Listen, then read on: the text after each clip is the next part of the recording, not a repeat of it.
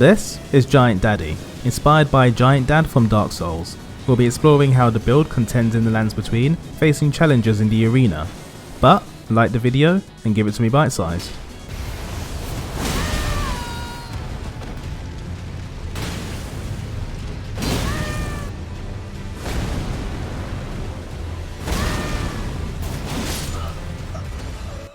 So this build attempts to recreate the glory of the original Giant Dad while adjusting for Elden Ring's balancing, resulting in a very powerful build which contends on equal footing with Guts from Berserk. To start, we have the Altar the Centric's hood, which is hands down the closest item to the Mask of the Father in this game. Next, we're wearing the Tree Sentinel set, which provides us with some of the highest defense and poise in the game, with the defenses leaning more towards fire resistance. This will act as our giant set, and luckily comes with fantastic poise alongside its golden plate. Then we have our Turtle Shield, which will act as our Grass Crest Shield. Now while the two don't look similar, the Turtle Shield has the same effect of providing us with an 8% stamina recovery boost. Looking at the weapons, we of course have the Bass Cannon itself, the Zweihander, which I've infused with Flame Art, which is magical fire, so it will do for our Chaos Infusion.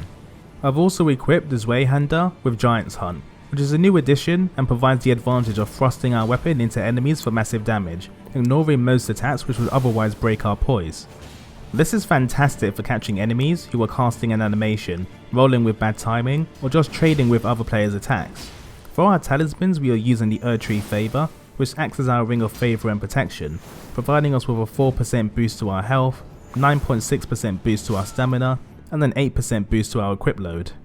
Our Green Turtle Talisman acts as our Chloranthy Ring, giving us a 17.7% boost to our stamina regeneration speed, and stacks with our Turtle Shield, providing a 25.7% boost to our stamina speed overall. A new addition to the build is the Shard of Alexander, which will boost our weapon art attacks by 15%, and our Bull Goat's Talisman, which will boost our poise by 25%. This results in a total poise of 101, which is enough to withstand most attacks, including a Great Weapon's Light attack. Lastly, why not throw in the Flask of the Wondrous Physic, where we can season it with the Opaline Hard tier and the Wing Crystal tier, giving us both light rolling and increased defense by 10%, or 15% in PvE.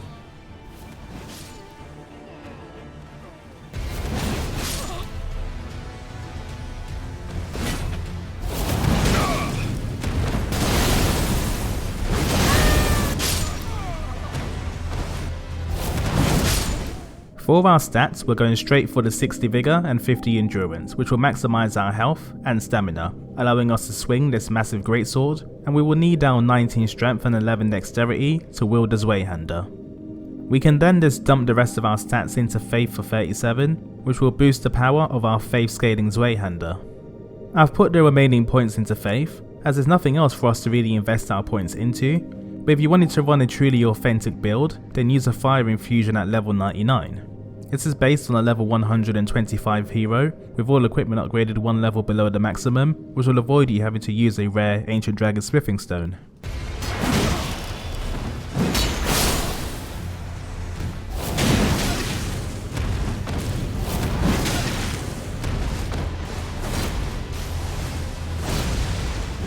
So the strategy is to swing the Zweihander and use Giant's Hunt to trade blows and catch enemies during animations.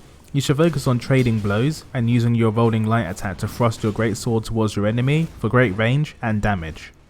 This works well against enemies using both short and long range weapons, providing you don't get staggered to death.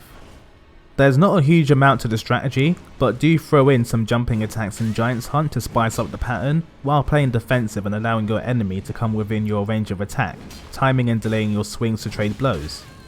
On the weaknesses, you may struggle against fist weapons which tend to do massive stagger damage and strike quickly enough for them to dodge before your slow greatsword can land a blow. Also, for some reason, every opponent seems to have a moon veil hidden up their bum cheek, so be careful and just dodge until they run out of energy, then run them down with zero mercy. Watch your stamina, as you don't want to be caught without enough to roll away, as a jumping attack can leave you brutalized with a difficult recovery, especially if they whip out Bloodhound Step or another fast striking weapon to finish you off. Overall, this build pays respect to the original Giant Dad, which boasts similar strength and defense with a few tricks thrown in for good measure.